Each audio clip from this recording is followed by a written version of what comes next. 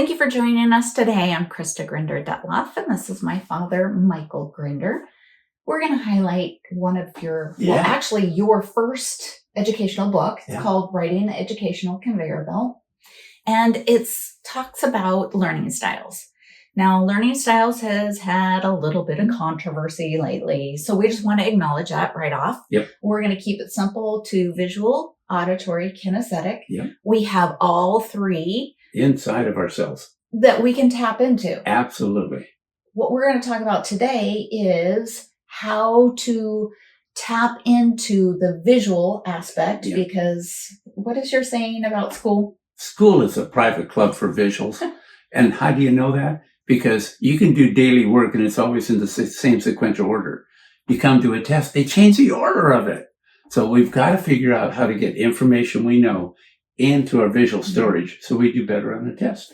But they first have to understand the concepts of things. So take your first way that you are trying to learn something and understand the concept and then kick it into what we're going to talk about today. And we're going to say visual. So visual, how do you visually sit when you're studying? So that the input, and in your book, you talk about input, storage, and then output. Absolutely. And so we're going to go into that, and we're going to pause right here. We're going to show, actually, it's how you non-verbally. The body posture. Like, what is that to build that visual storage? We're going to have Michael sit in a visual capacity storing way.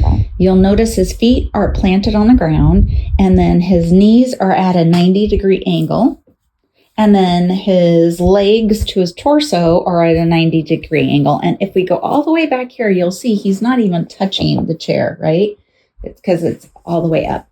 And then his chin is going to be parallel to the ground. So again, kind of his neck and chin are at that 90-degree angle.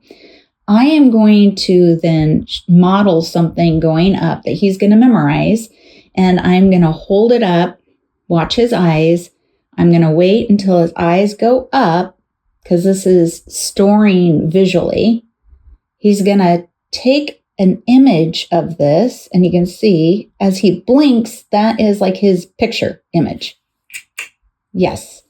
And then with that, we would take that visual away, and we'd have him reopen his eyes, look back up, and then tell us what is it that he sees. If you are doing something such as mathematics and trying to do the memorization of multiplication, you could have a triangle with all three, and then you cover up one of the three numbers. So let's just say that you have 5, 4, and 20. We now know 5 times 4 is 20, but you take away the 20 and he sees the 5 and 4. The relationship between 5 and 4 goes with 20. Yes. And then you could take away the 5.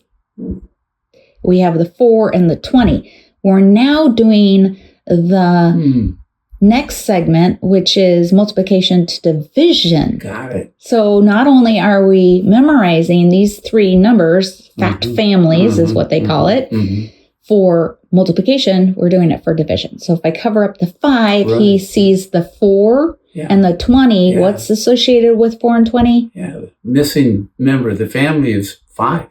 And so then you would reveal that 5. Yes. Anything else you want to add to this? When it's really, really important, sometimes you have to sit in the first third of your chair and your back is even straighter. Try to keep your hands off of any support, whether it be the arms of the chair or your desk. Try to keep your hands free. Thank you.